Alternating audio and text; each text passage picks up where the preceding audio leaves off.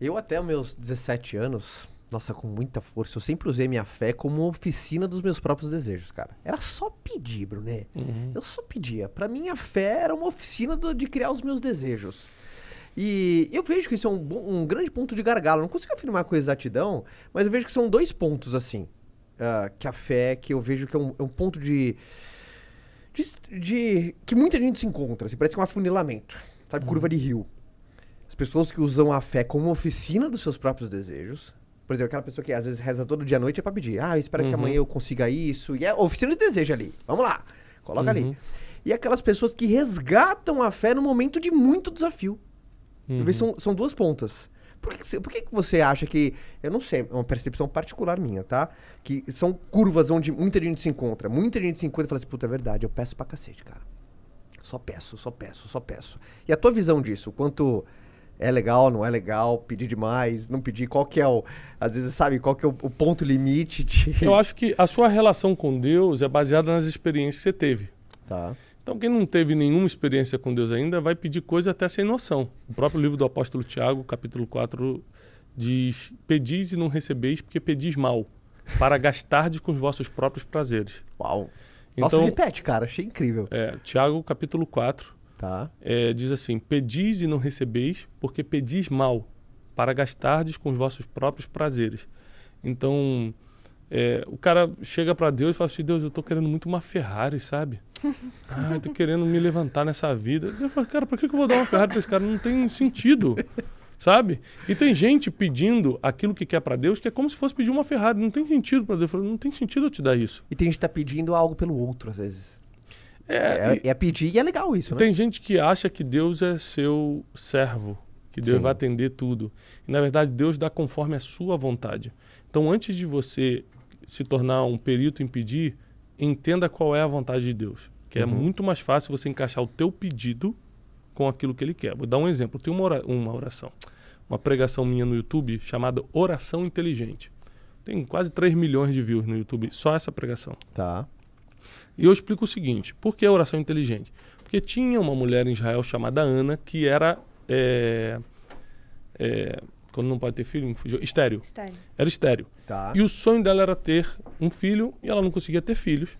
E naquela época podia ter mais de uma esposa. O marido dela, Eucana, tinha uma outra esposa chamada Penina, que tinha filhos e ficava caçoando dela. Então, todo ano ela subia no lugar onde era feita a adoração, que na época não tinha Jerusalém, e ela estava em formação, esse processo de Jerusalém e tal, e ela sacrificava ao Senhor e pedia um filho. E a Bíblia diz que Deus, vendo que ela estava sendo caçoada por outra, Deus intervém a favor dela. Porque a Bíblia diz assim que quando o teu inimigo cair, não ria dele. Porque Deus pode ver isso e ter misericórdia do inimigo. Então, assim, cara, a Bíblia é muito perfeita. O negócio foi escrito 1000 anos antes, encaixa com o que está acontecendo aqui. É um negócio assim, cara, é muito perfeito. Meio aquela coisa que um cara caiu, nunca torça contra alguém, né? Exatamente. Não, segue tua vida, deixa a justiça de Deus cuidar. Da mesma forma, não procura a justiça própria. A Bíblia diz que nós temos um advogado, Jesus Cristo, é Ele que resolve. E eu creio nisso e estou de pé até hoje, 40 anos de idade, estou seguindo. Tá. Então, ela pede e Deus apressa o pedido dela primeiro porque ela estava debaixo de perseguição. Toda vez que você está debaixo de uma perseguição, de uma calúnia, de alguém querendo competir com você, sendo injusto com você, Deus sempre fica do lado mais fraco. Deus sempre fica do lado do órfão e da viúva. Está na Bíblia, está escrito, não é o que eu acho, não. Então, nunca oprima o mais fraco, que geralmente Deus toma um partido do mais fraco. Segunda coisa que a gente aprende aqui é que ela começa a pedir um filho a Deus, começa a pedir um filho a Deus, começa a pedir um filho a Deus e Deus nunca dá. Mas tem uma época que o povo de Israel começa a pedir um profeta. Nós precisamos de um profeta, nós precisamos de um profeta. Ele fala, caramba, eu preciso fazer nascer um profeta. Deixa eu ver quem está na fila dos pedidos de filho. Então ela queria um filho, Deus queria um profeta. E aí em um dos anos ela faz uma oração. Ela fala assim, ela alinhou a oração dela. Se tu me deres um filho, eu te devolvo o mesmo filho como um profeta. Ele falou, fechado, pronto. Deus dá o filho para ela no mesmo ano. Tira a vergonha dela, porque aí acaba aquela perseguição, a outra para de caçoar, não sei o que, papá. E ela pega Samuel, nasce o famoso profeta Samuel, daí vem o famoso profeta Samuel, que foi o profeta que ungiu Davi a rei, pai de Salomão. E e ela devolve ele no templo e fala assim, ó, tá aqui meu filho. Quando ele desmamou, ela levou no templo e falou, tá aqui, eu devolvo. Aí a Bíblia diz, e Ana volta para casa e tem muitos outros filhos e filhas. Então, é uma história assim que mexe muito com a minha fé, porque é você alinhar a sua oração com a vontade de Deus. Aí as coisas acontecem. Se eu pedir coisa que não tem nada a ver, Deus fala, tá doido. É a mesma coisa, eu tenho 4 filhos. Meu filho José chega, pai, você me ama? Claro, filho, te amo. Me dá uma Lamborghini?